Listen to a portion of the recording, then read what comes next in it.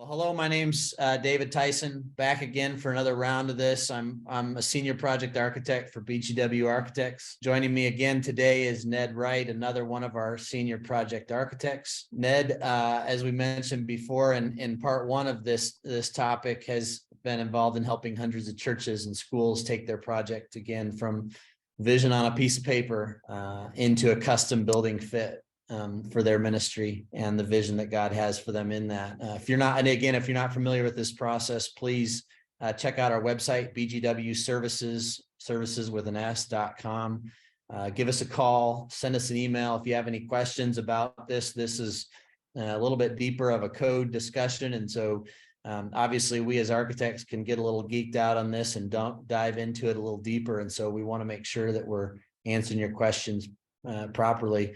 Ned specifically has experience with a unique perspective, helping churches get through that vision on paper until the first time they're handed the keys and they walk in for the first meeting, or those type of things when it comes to that. And so today we've got another installment in the series, Things They Don't Teach You in Seminary. Again, like we mentioned, seminaries don't always offer many courses on facilities management or design and construction, so it can be difficult for you as church leaders or ministry leaders to really navigate this path alone. And so the goal of this is to give you a little bit of information and hopefully help you kind of arm you as you move down this road in delving into some of this construction and give you that kind of thing. And so today we are continuing part two of building codes you should be aware of. Obviously, this application specifically is for existing buildings.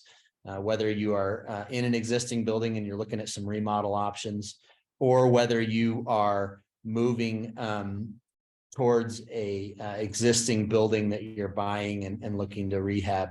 If you have a new building, that all this will do is help to give you some fodder as you work with your architect, make them look like you know a little bit more than maybe you do. So we realize this is a topic that many of you are unaware of, but even a basic understanding can really give you some ammunition as you move forward and hopefully help you kind of navigate around situations that might cause issues as you're thinking about occupying buildings or doing different remodels that'll cause you time constraints and issues on that. Ned, thanks again for joining us. As we're continuing this discussion on codes, I think one topic specifically that's come to the forefront of Christian leaders as we think about these things, specifically over the last few weeks, but especially in the last 10 years as well, it surrounds security of children. Obviously, we've hit this in the last few weeks with the tragic events that have happened in Nashville just recently at Covenant School. And it's something that I think as architects, we have had to kind of think through and think a little bit deeper about, is how do we create an area that is still dependent on code and design and submissive to that, but also at the same time creates a very secure area that parents can be confident in.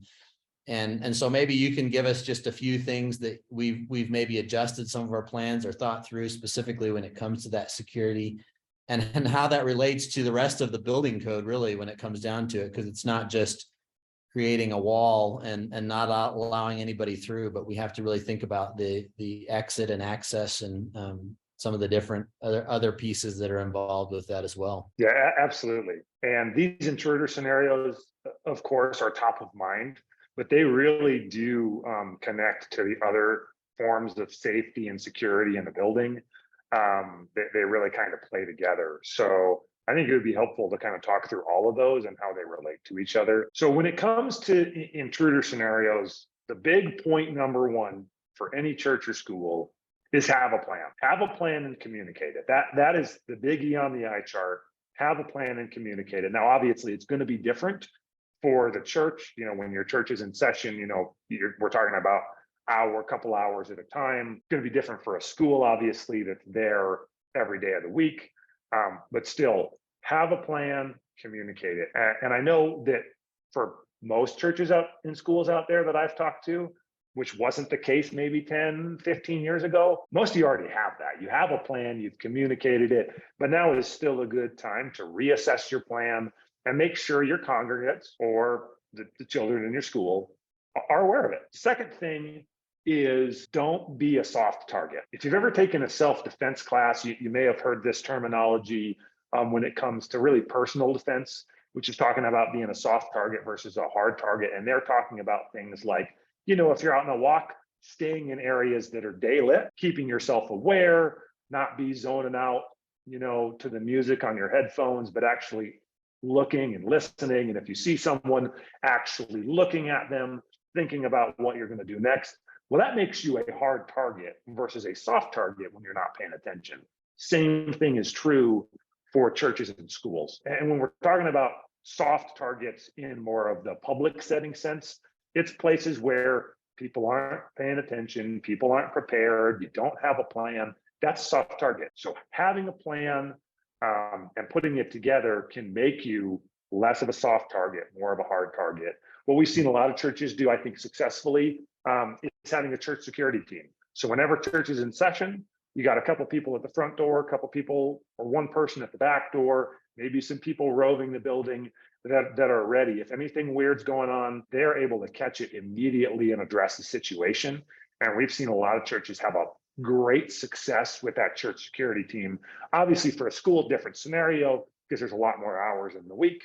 But there's also things you can do in a school setting as well. One of the big questions that comes up about this is in terms of sheltering in place versus getting people out of the building. And I don't think there's necessarily a right answer or a wrong answer to these things. And some of it does depend on your existing building and which group we're talking about. I know lots of times in, let's say, an active shooter scenario, the first option of sheltering in place immediately to let security team and others be able to deal with the situation without people running amok is pretty common practice. But then when it comes to schools, that may not always be the case. Most of the schools we're designing, we do have exit doors out of our classroom, as well as having doors that have this, what we refer to as a mortise intruder lock, that anyone inside the classroom can turn the thumb bolt and a big mortise bolt goes into the wall, and it makes it really hard, or at least a lot harder, to get into that classroom. And it doesn't take the use of a key to lock down. So lockdown can happen very quick. And is that something that you can retrofit even doors with that? I think it would be a door replacement sort of scenario, because with those mortise locks, there's a big portion of the door that has to be hollowed out and not be there. So it may be possible to retrofit, but most of the time that is you're replacing the door when you want to do that. Now there are other systems, even just sort of your typical office lock, where you have the press button on the back that anybody can lock. That's, some of our schools choose to go that route, where it's very quick and easy for anyone to know. Obviously, just that is going to be a little easier to kick down than a mortise bolt. It's going to take a lot longer to get through. Yeah. And of course, there's a number of factors to consider even with that, because if you do have a deadbolt that anybody can turn, well, then you have it's kind of the irritation of a student could run in there and lock the door on a teacher, and you'd have to have a key. Again, there's not really anything we can do from a building standpoint that's going to be the 100% solution, because it just is really, we're not designing our churches as prisons. So we can't do this security to the point where it is 100%. There is just no risk, but there are lots of things we can think about that at least can help or add seconds or minutes to one of these scenarios, and something that could be really helpful. Yeah, I was thinking too that, sometimes even when we're in a preliminary design scenario, the way that we're thinking about some of these things is encouraging churches to not have not have hardware on some sides of doors that are outside facing, so you can't actually pull them out. They just remove them, so you can't even use that. And so some places where when you're exiting out of a building and they're an exit only, you don't need them as an entrance. And maybe sometimes even with churches that are existing, you could look at it in a situation and say, hey, we don't need this as an entry on a Sunday morning or throughout the week. Let's just remove the hardware on the outside. You can still exit through that, and it's an exit only type scenario, but it doesn't allow anybody to really try and get in or have the ability that potentially that could get left unlocked or unopened or something like that accidentally even. And the other thing too with kids Yep. is a lot of what we're doing is creating a central entry and exit. When we think about just nuts and bolts and basic, as you're thinking about an existing church, is there a way that we can create one way in and one way out? Now, that doesn't mean there still aren't emergency exits, but from a people flow standpoint, are we creating one way into that children's area and one way out? Schools do this a lot when they have their central offices and the entry to the school is right there.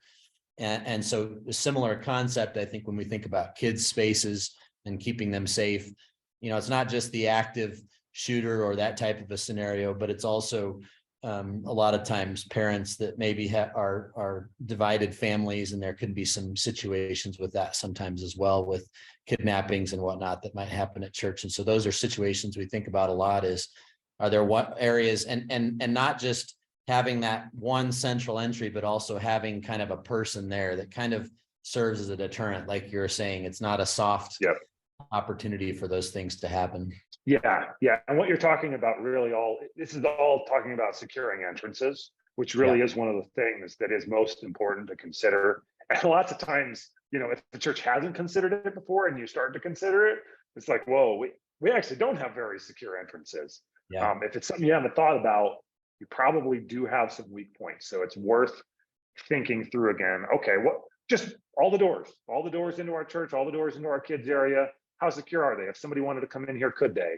And then what kinds of things can we do to make it more difficult? Yeah. Now, when we talk about those things, obviously, Ned, there are maybe some things that churches might want to think about, because it's not just as simple as putting a double door in the middle of a hallway and thinking that that's going to create a secure scenario, because you also bring into a lot of other kind of code issues with that, right? I mean, you're not just able to, like I said, mentioned earlier, put a wall up and hope that that's going to serve for that scenario. We've got to be thinking about other issues that might happen too within a building. Yeah, no, now is actually a good time to transition to fire safety, and we probably will touch back on security because they're related. But yeah, fire safety, I mean, looking at buildings in the past, there have been lots of buildings, especially assembly type buildings, churches, that have led to fires where many people have lost their lives. So we don't want to plan for one scenario and then not consider the other and lead to a risk of life. Like, we definitely don't want to do that. So in terms of fire safety, things that churches should be considering, number one on my list would be exit doors, making sure you have multiple exits. I mean, most existing churches will have multiple exits, but one of the issues is that sometimes when I walk through existing buildings, you'll see exits that are blocked, that are literally barred off, or maybe that have a couch in front of them or something else going on that really is not super safe. And so these are some of the things that are really easy to address, to say, hey, we're just going to move this couch or do whatever we need to make sure these exits aren't blocked, so that there are multiple ways to get out of the building. The other one would be doors that are easy to open in a fire. So obviously, if they're bolted shut, if you have keyed deadbolts on doors, that's not a good, I mean, number one, it's not allowed by code, but really it's a bad idea, because you want to make sure if there's a fire, people aren't getting stuck against that door and trapped. They're just able to easily get out. Yeah, I think so one you of the mentioned things that kind of comes from that story that you mentioned to kick off part one. And if you haven't watched part one, you can kind of catch that story. But really thinking about how folks are flowing out of the building and making sure that in that path of travel, you're able to kind of move smoothly through those ways as you exit in an emergency situation. Yeah, absolutely. And one of the more modern features that we use to do this is just panic bars. And there's different versions of them. But essentially what this is allowing is you can lock down from the outside or from the side that you don't want anyone traveling through if it's an interior door, but it still allows egress. And so that's a way when it comes to trying to tie together life safety, fire safety, and security of the building. This is a tool we use often, these panic bars. We're using them all the time in our designs. Some older churches don't really have them. And I think even though they are a cost, they are something worth considering, because it does allow for lockdown, but also good ease of exit. Do you want to Another talk, thing, do you want to talk briefly about, also when we get into that exit scenario is also the idea of kind of a dead end corridor, and some of these churches, especially older ones, ought to be thinking about some of these things as well, and what that kind of rule of thumb numbers are on that. yeah, rule of thumb numbers, really for current codes would be 20 feet for a dead end corridor. And so that's the idea. If you come out of a classroom, if you come out of a space, you have two options. You have two options to go for an exit. Well, that's not a dead end corridor. You have two options to go. If you're ever in a scenario where you do not have two options to exit the building and you're in a hallway, well, that's a dead end corridor. And how soon is it to where you have two options? 20 feet is the rule of thumb. There are some exceptions for that. If you're sprinklering in a school, it gets a little higher, or an office building gets a little higher, but 20 foot is the rule of thumb. So a few other things to consider. One would be signage. So making sure that the exits are clearly known and they're clearly shown. Obviously, the main entrance to your church, everybody's going to know that that's an exit. They're going to consider that an exit. But some of your side exits, back exits, those sorts of things, if they're not clearly known, well, they should be signed. And current codes would require, you have the illuminated exit signs that are showing you which direction you go to an exit. But the biggest thing is just making sure, in the event of a fire, in the event of an emergency scenario, people know that there's multiple ways to get out of the building. They know how to get there. Another one to consider is fire extinguishers. If you're in an older church, maybe these haven't been looked at for years, or you have really old ones that need to be recharged, especially having them in and near your kitchens. Obviously, they need to be the right ones that are meant for kitchen spaces, but that's really important, as well as having a few spaced around the building as well that are easily known so people can get to. Great idea. Fire alarms.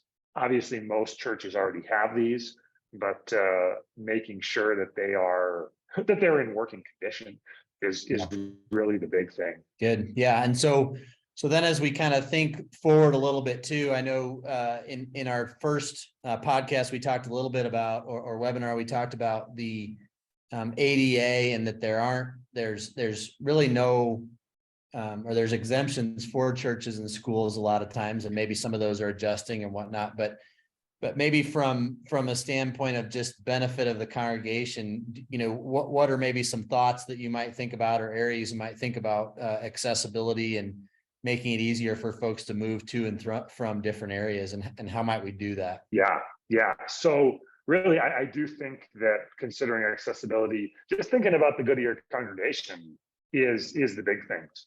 And so when it comes to ramps and lifts, I mean, part of it is, where do people need to go? The big thing is getting into your building at all.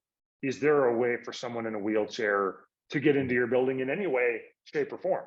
Is there a back entry that they can go that's at grade? I know some churches do that. If there's not, well, there are different versions of lifts that you can do on a staircase that could be, sort of wheelchair lift that will take you up a staircase. In a lot of retrofit scenarios, that's what we have to do. We've had a few churches over the years that have had us do specific elevator additions. Those are obviously a much more costly and much more involved process than just adding a wheelchair lift up a stair. And then the other thing that really is not considered in the federal ADA, but I consider as part of accessibility, is really considering small kids and strollers and those sorts of things, and trying to make your building fit for that. One of the things I'm thinking about is even just changing stations.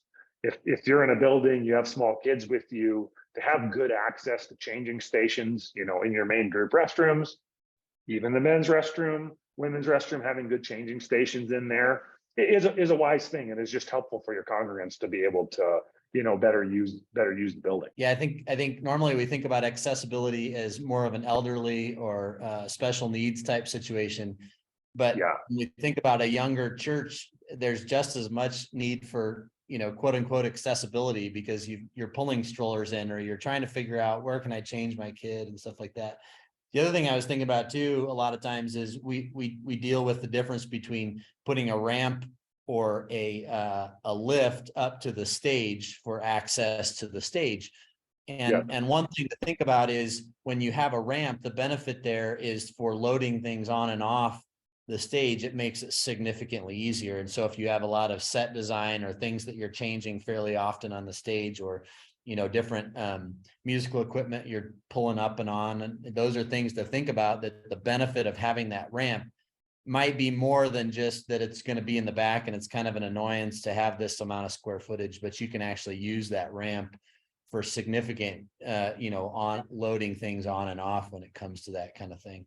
Yep, they definitely take up more space, but offer lots of other uses, whereas the lifts really are meant for, they're meant for a single person to get in there in a wheelchair and get lifted up to the stage level. And from what I hear from many churches, those receive a, once every 5 years sort of use on the lift, whereas the ramps get used a lot more often. Okay, well, Ned, thanks so much. Any parting shots as we leave today? I think that pretty much covers it. Obviously, for any of these scenarios, when we're considering safety and security, I know one of the things that I can turn to and other people can turn to is just being anxious. Oh man, having a fire or an intruder scenario, this is above and beyond us.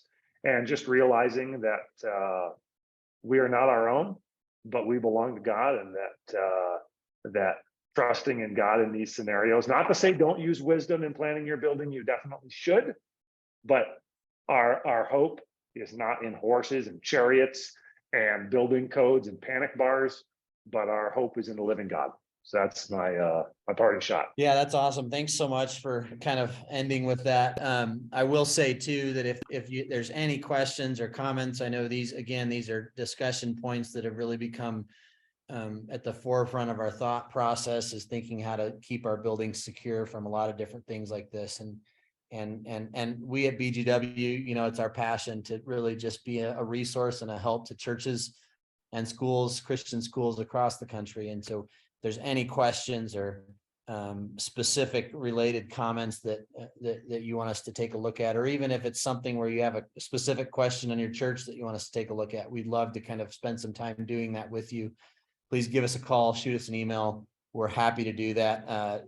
As we've mentioned before, just find a resource, find a local person that can help you through that, whether that's an architect or a contractor. It's going to be a benefit to you in the end, and not just us, but many of them are willing to do that. So thanks again for joining us. We look forward to seeing you all on a future webinar.